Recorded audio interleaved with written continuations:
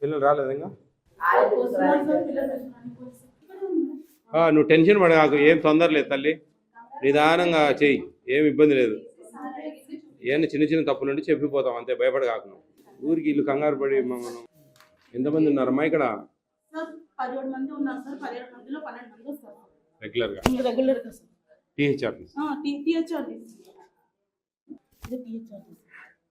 ఎందుకని 2వ తేదీ నుంచి స్టార్ట్ చేశారు కదా, ఎందుకని ఇవ్వలేదు ఇప్పుడు దాకా? లేదు సార్, 2వ తారీఖు వాళ్ళకే పని చేయలేదు. స్టేట్ అంతా ఇచ్చారమ్మా, మాన్యువల్ గా నిన్న ఇచ్చినారు సార్ వాళ్ళకి. ఫోన్ నెంబర్స్ ఉన్నాయా ఇవి మీ దగ్గర? ఒకటి ఇస్తావా? మీరు ఒక పేపర్లో సంవత్సరంలో ఒక పేపర్లో రాసి పెట్టండి ఫోన్ నెంబర్లు. పీడి గారు సంవత్సరంలో ఏదో ఒక పేపర్లో వాళ్ళ ఫోన్ నెంబర్స్ అన్నీ వచ్చేటట్టుగా రాసి పెట్టుకోమనండి బుక్లో. ఎవరైనా మనం వచ్చినప్పుడు చెక్ చేసుకోవడానికి, మాట్లాడడానికి ఇవన్నీ ఈజీగా ఉంటాయి. హలో బాబు, మేము అంగన్వాడీ సెంటర్ నుంచి ఒక సార్ను మాట్లాడుతున్నాను నేను. ఏమో వర్షితకు అన్ని టేక్ హోమ్ రేషన్ అని ఇంట్లో ఇక్కడి నుంచి అంగన్వాడీ సెంటర్ నుంచి అన్ని ఇస్తున్నారా? అన్ని ఏమి ఇబ్బంది లేదు కదా? బాగా పిలిచి ఫోన్ చేసి ఇస్తున్నారు కదా? ఓకేనండి, ఓకేనండి అండి. ఈ రేపు నెల లాస్ట్ లోపల అయిపోవాలి ఇవి. జాగ్రత్త తల్లి, ఆ డేట్లు చూసుకోండి మీరు. మంచిది చెప్తున్నా, ఈ ఎక్స్పైర్ డేట్లు కందిపప్పు మీద ఏమి వీటి మీద ఖచ్చితంగా చెక్ చేసుకోండి.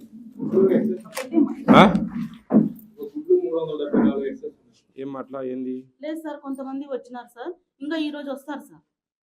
అట్లా కాదు, కొంతమంది ఊరికి ఉన్నారు సార్. మీరు ఇక్కడ ఎన్ని ఇస్తా ఉన్నామో అన్ని రాసుకుంటా కరెక్ట్గా ఉండాలి. సరే కాదు, అన్ని ఎక్సెస్ ఉంటే ఎట్లా?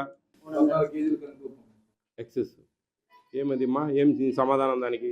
ఇప్పుడు మేము అనేది ఏంటంటే మీ బుక్లో ఆడ ఉన్న దాని ప్రకారమే కదా మేము చూసింది, మరి అటువంటిప్పుడు ఎట్లా? పెన్సిల్తో ఎట్లా రాస్తారు అంటే మీరు దిద్దుకుంటారా? అందుకే మేడం మేము సూపర్వైజర్లు రెగ్యులర్గా మంత్లీ 2 times విజిట్ చేయండి అని చెప్పేది దీనికోసమే.